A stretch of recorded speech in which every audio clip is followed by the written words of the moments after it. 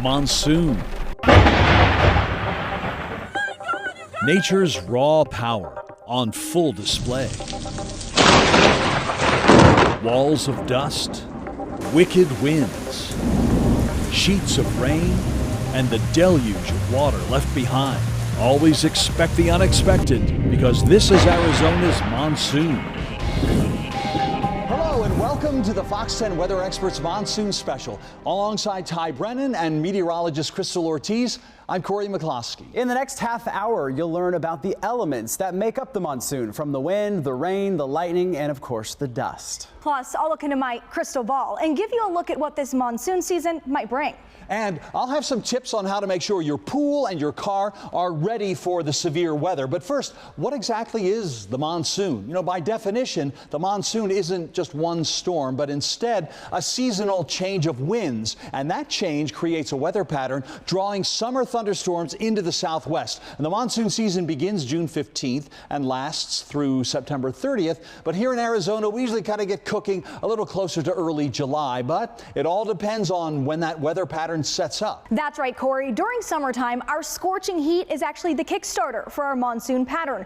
During winter, winds move from cool land to warmer ocean waters. But as the land in Mexico and the southwest warms, that wind pattern starts to swap. And those winds grab low-level moisture from the Baja of California and eastern Pacific, pushing it our direction. At the same time, a ridge of high pressure, known as the subtropical high, begins to move from northern Mexico towards the southern Rockies. And as it does so, upper level moisture is drawn into the southwest too, this time from the Gulf of Mexico. When these two ingredients come together, Ty, we have our monsoon. And we know what that means: rain and storms. In fact, Phoenix sees between 30 and 60% of its annual rain during the monsoon. Sky Harbor Airport averages around 10 days of rain each season.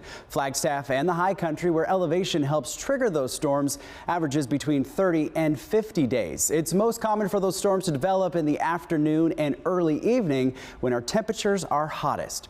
But storms can strike at any time and can turn dangerous quickly. And hand in hand with the monsoon is our wildfire season. And now it's the flooding. You know, I've got 2 young kids, and so I was just telling the neighbor I'm nervous about the waters washing down the way, because he just said it was coming down a little bit ago. And it sounded like a freight train coming down the road. You've just seen the destruction that can happen when wildfires and burn scar flooding happens right here in Arizona. Now we're in our virtual weather lab talking about why burn scar flooding happens in the first place. And it begins before the fire strikes, when we have a healthy forest with trees sitting atop the mountainside and a forest floor that looks a little like this. Litter, sticks, leaves. That helps to absorb water. And then underneath, the subsurface soil, that sponge that in a normal rainy situation would just take the water in. But things change when we get a wildfire, say from a rogue lightning strike. That wildfire changing the compound of the ground. Soil particles coated with water-repellent compounds develop due to burning vegetation and litter sitting atop our subsurface soil. So once that fire is out, look at the mountainside now. It has changed. It's suddenly created a kind of highway for water to run down instead of absorb into the water. After a fire, you have ash and burnt topsoil that's sitting on top of that subsurface soil. In between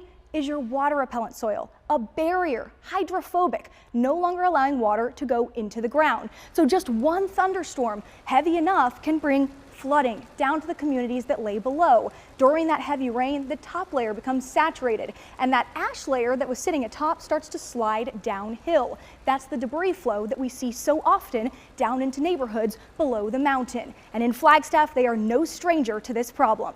Take a listen.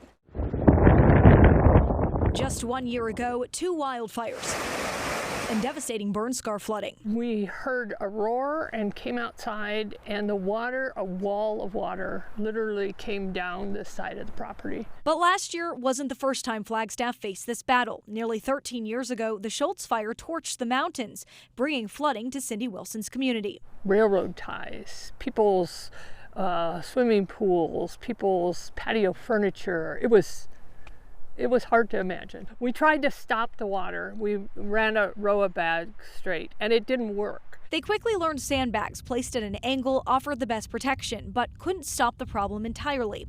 That's where the county came in, taking extensive flood mitigation efforts.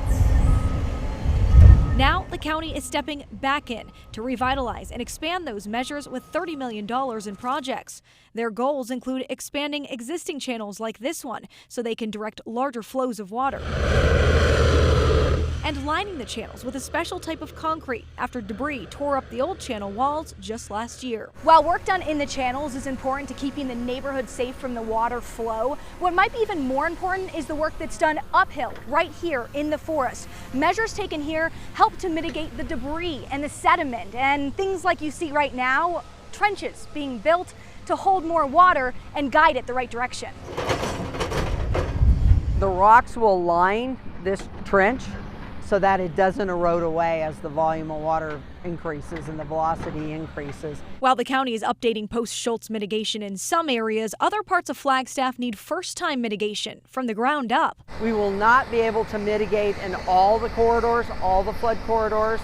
We're focused on 2 right now and on forest work in several other watersheds. Over the next few years, their goal is for communities to handle up to 2 inches of rain in 45 minutes, considered a 25-year flood. There'll be a certain amount of threat to this area based on the rainfall event for many, many, many, many years, at least a decade. That said, the mountain will begin to heal. She believes their measures will advance that healing, keeping more homes safe sooner. Homes like Chase Wilson's. It just so happens that my area right here is just in the middle of a flood path. Last year, Chase's home was destroyed when debris-filled floodwaters overtook his property. You can see right there, the house used to be right about there. Now they're rebuilding, adding higher concrete walls to the exterior of the home, on top of an existing concrete barrier wall provided by the county. Wilson says his family hopes to move back home by August, dependent upon the monsoon season.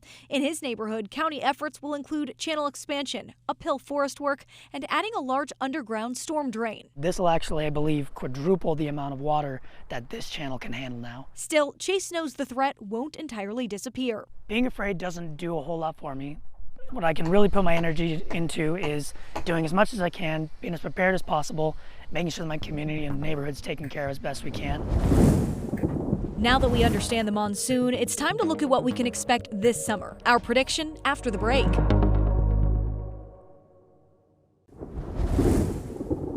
We all know the monsoon doesn't impact everyone equally. Just last year, Apache Junction saw nearly 9 inches of rain, way above their average of 4 inches. Flagstaff saw 10.5 inches, 3 inches above normal. At Sky Harbor Airport, near average rainfall at 2.25 inches. But North Phoenix saw almost double that. From year to year, we see even more variability. Last year and in 2021, we picked up plenty of rain statewide. But 2019 and 2020 were some of the driest years on record across the Southwest, not so fondly known as the monsoon. So how is this year looking? First off, forecasting the monsoon is complex with tons of moving parts, meaning we can't make any guarantees. But there are some factors that may help or hurt our bottom line. Let's start with our wet winter. Trends suggest wet winters are more often followed by dry monsoons. It's possible this is because the snowpack across the west slows the heating process in May and June. As we learned earlier, high heat helps create our monsoon pattern, so our wet winter might hurt our rain chances. Next up, the El Nino. The pattern officially developed in June. This pattern is defined by above average sea surface temperatures along the equatorial Pacific. Remember, the difference between cooler ocean waters and warm land helps us bring monsoon moisture. So warmer waters may slow this process and shorten our monsoon window. But it's not all bad news with the El Nino. The El Nino tends to create more tropical activity in the eastern Pacific. In fact, the National Hurricane Center is calling for above average tropical activity this season. There's no guarantee for direct impacts to Arizona, but it does bring a higher likelihood of rainy days if we can tap into some of those tropical systems. As for the Climate Prediction Center, a branch of the National Weather Service, their forecast leans slightly toward below average rain. Combining the climate signals mentioned with the CPC's forecast, we're expecting a delayed start to the official monsoon pattern, meaning below average rainfall in June and possibly July. But by August and September, we're forecasting a better chance for average rainfall. If we hit above average totals, it may be due to only 1 or 2 heavy storms, which can spell trouble. Remember, monsoon rains aren't uniform, and while one part of the state could miss out, another may hit it big. Welcome back to the virtual weather lab. One thing we're known for in Arizona in the monsoon season, of course, big thunderstorms. We don't always know exactly where they're going to pop up, but we definitely know that they're coming. See what I'm talking about?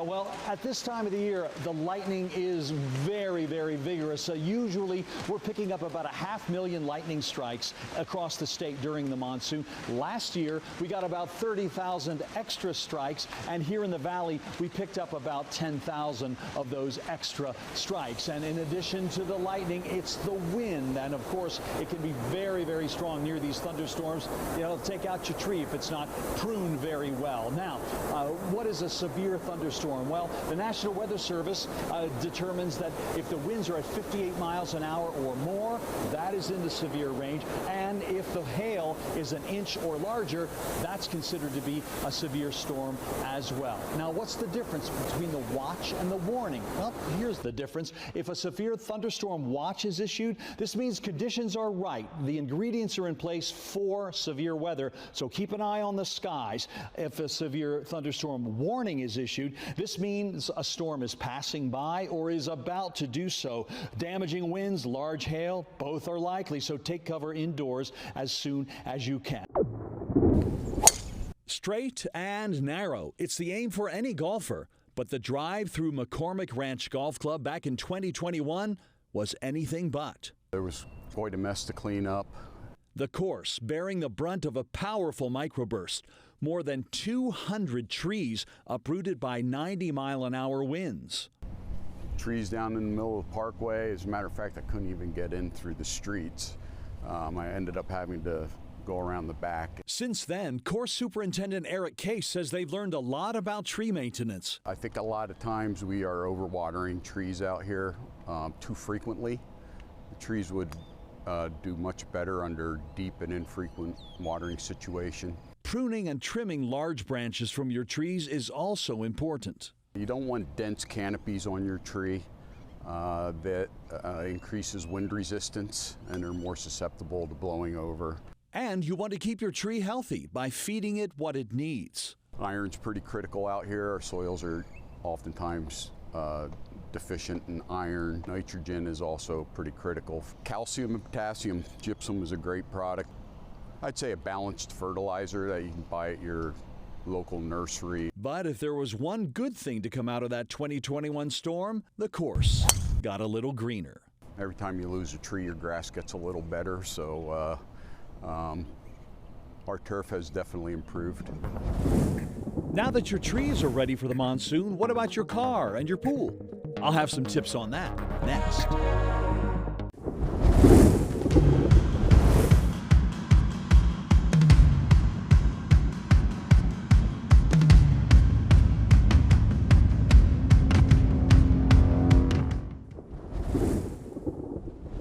If you've lived here in the valley long enough, you probably recognize what these are. These giant walls of dust that we see just envelop portions of the valley during a monsoon. So how are they formed? Here in the virtual weather lab, we're going to show you exactly how that happens. So anytime we get a thunderstorm out there, we might not get some rain. It might be too dry to see that rain, but we'll probably have some winds. And anytime we have some of those outflows that are in excess of 30 miles an hour, that's when we could start to see that dust form south of the valley in places like Pinal County.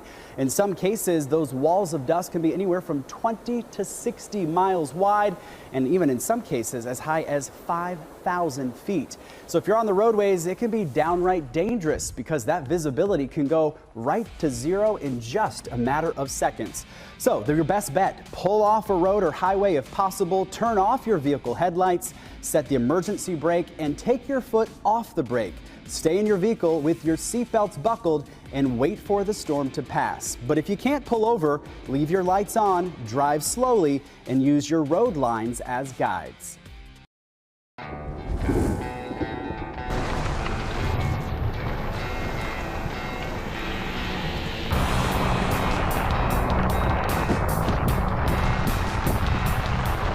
Well, your car is a huge part of the monsoon season. You see them all over the place, stalled out, they got troubles. Glenn Hayward is going to make your life better.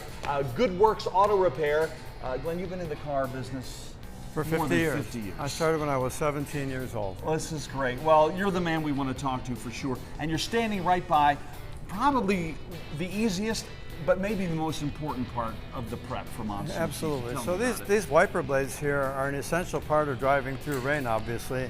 And if your windshield wipers are torn, they're chattering when they're going back and forth, you may have put new wiper blades on there, and the next thing you know, you're having another issue with them getting dried out and chattering. That's when they start to tear. Once they tear, they're totally useless. Another thing you don't want to happen is while you're driving it, if you have to pull over for an extended period of time while you're in a monsoon storm, like a haboob or something like that, you don't want to go to restart your car, or if your car is running and idling and you have a weak battery, you could end up getting stalled and then have to be towed. Everybody lets their tires go. We Yes. just do it. We have at least 5 or 10 tires on cars a week that come in, and the steel cords that are part of the composition of this tire are actually sticking out of the tire. These are wear bars in here, and you can see when these wear bars are even with the tread, or close even with the tread, 330 seconds, your tires are worn out. When you're driving in the rain, a condition called hydroplaning can take place. You got this much water on the ground, your car can start moving back and forth if you don't have good tires that are displacing the water in the grooves. This is terrible. This is the air filter out of a car that we just had on the bay this morning. You can see down in these crevices all the dirt. Whoops, all the dirt and everything is there. Well, anything that flies up on the road ends up in this filter. Get your car in good shape for the summer.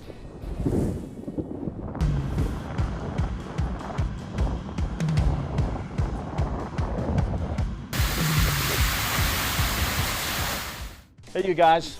If you're a grown-up, you probably recognize this. If you're a teenager, you've probably never seen this before, but you should. We're out here with Chad Morath of the Pool People. Chad, appreciate all your help, and you're going to get us ready for monsoon with the pool in mind. And most of us are not pool experts. We know a little bit. Sure. What's key as you're getting, even before the storms come? You definitely want to keep an eye on is all the debris and everything that's going to be hitting your pool. Such as our little wind we had last night. As you can see, the skimmer's all plugged up here with debris. So one of the things you want to do is make sure you get all this stuff cleaned out. You definitely want to check your chemicals, make sure your chlorine, you've got enough in there. Let's talk about the filter. And I admit, as a non-pool guy, I have one, but I don't work on it a lot. This area can be kind of intimidating. What magic lies inside here? So inside you've got 4 cartridges that look like this. This one's an older one, it's all dirty, but there's 4 of these inside. It should be pure white. Absolutely. And all you do is, if you've got a good high pressure nozzle like we have here and a garden hose, you can clean it off at home. Or if you feel more comfortable, you can go to one of those do-it-yourself car washes with a high-pressure washer. Oh, gotcha. And what do you have in your hand there? So this is just one of those ways to keep track of your chemicals. This is a standard chlorine and pH test kit. You can use this or even the test strips if you feel more comfortable. Come see Chad and the gang. Have a great pool summer, everybody. When we come back, the unbelievable sights and sounds of the monsoon and the guys who capture these incredible images on camera. Welcome back. Mother Nature has a knack for providing some incredible sights and sounds. Recently, I caught up with a pair of local storm chasers to find out what makes Arizona's monsoon so captivating on camera. The power and beauty of Mother Nature captured in these breathtaking photos. From lightning to rain to dust storms, these are the subjects of some very talented storm chasers based right here in the valley. You never know what Mother Nature is going to give you. You know, it may be lightning, it may be a haboob, torrential downpour. I mean, you said it's like a box of chocolates, right? You don't know what you're going to get. Storm chaser Chris Fraley is ready. So this is kind of your normal setup back here. Yep, I'll run at least 2 tripods, a couple of cameras here. Lenses will kind of come and go as kind of what I think the day is going to bring. Small GoPro camera for some up-close personal footage. He's prepared to get that perfect shot at the first signs of a brewing storm. It's like a kid that knows he's going to Disneyland in a month or so. You know, you're just marking your calendar, counting down the days. You know, it's just like a little kid just waiting for excitement. I've always loved to kind of share weather with people, you know, tell people, hey, there's storms coming, there's a dust storm coming, stuff like that. And then photography and time lapse kind of gave me a different outlet, you know, to be able to share that with people. Michael Binsky has been chasing storms in Arizona for 13 years. He's amassed quite a following, sharing his beautiful photos to his over 80,000 Instagram followers, and his YouTube videos regularly garner thousands of views. Weather, you know, just by itself, not damaging anything, is just beautiful. And I think that people like to see that beauty, because storms are something that, even though they happen all the time, every day around the world, they always look different. But what Obinsky says people don't see is how much hard work and time goes into just one single photo. All of it is for that moment, you know, and I've told people a lot of that, you know, storm chasing can be that you are on the road for 15, 16 hours a day getting nothing, and it's like the last 30 minutes of your day, you take a chance on one storm. A photo demonstrating the power, the beauty, and the wrath of Mother Nature, all in a day's work for these Arizona storm chasers.